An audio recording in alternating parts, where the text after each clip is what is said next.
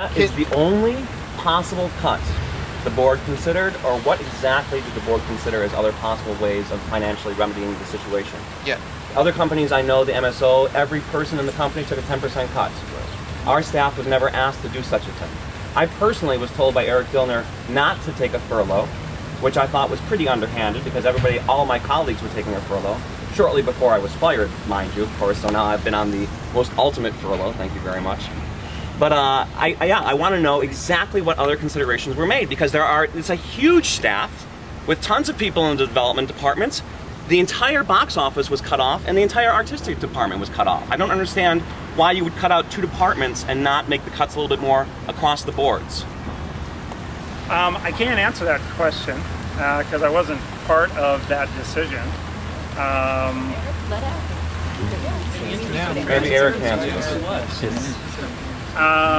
That, I believe, was certainly a discussion that you would have had with the nominating committee, not the nominating committee, the executive committee. Who's on the executive committee? That's public record. Your 990 lists everyone as a board member except for Suzanne. Who's on the executive committee? The executive committee is John Stonework, Suzanne Heffman at the time, John Sawyer, Howard Miller, and John Hunt. So, you know, I can't answer the Great, so Eric's going to answer the process, and I don't know if Eric was part of the whole process as well. Was the managing director not part of the process? Well, no. We really do need to give them an appropriate forum to respond to this question. And I think a fair question for everyone is, what very specifically are the other options that were explored prior to this management? I actually think this is a discussion that we need more than 5 minutes to discuss. Fully agree. We did not take 5 minutes to come to this decision. As explained during staff meetings, we took projects that the company was doing, we took positions throughout the company, we discussed cutting shows, we discussed could we add performances, we discussed furloughs, we discussed 2%, 4% multiple cuts across the staff. A 2% cut to a staff member's salary is the equivalent of a 1-week furlough, for instance.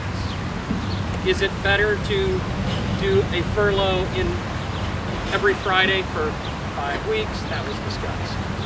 Is it better to do 1 week? Is it better to do a 2% cut? Is it better to cut 3 employees or 1 employee? Is it better to cut, I mean, we went through every possible scenario and had spreadsheets on every possible idea that came to the table. Every position was looked at, my position was looked at, every position was looked at. The executive committee, we spent a great deal of time discussing each of these. I'd be glad to spend more time at some point to discuss how we thought this process would work. I appreciate that, it's Eric. very much, there was no overnight, there was no snap decision that was made here. There was discussion. Is Tyson brought in on this? Yes. That's my question. Yes. He was such a big decision. The board was not involved, just the executive committee? That's right. The board was involved at different times throughout the process. That's not true. We've got letters from board members saying they do nothing at all about at various times. I had a communication from a board member who said she learned that Bill Tyson was fired while reading her email on her phone on vacation. Understood.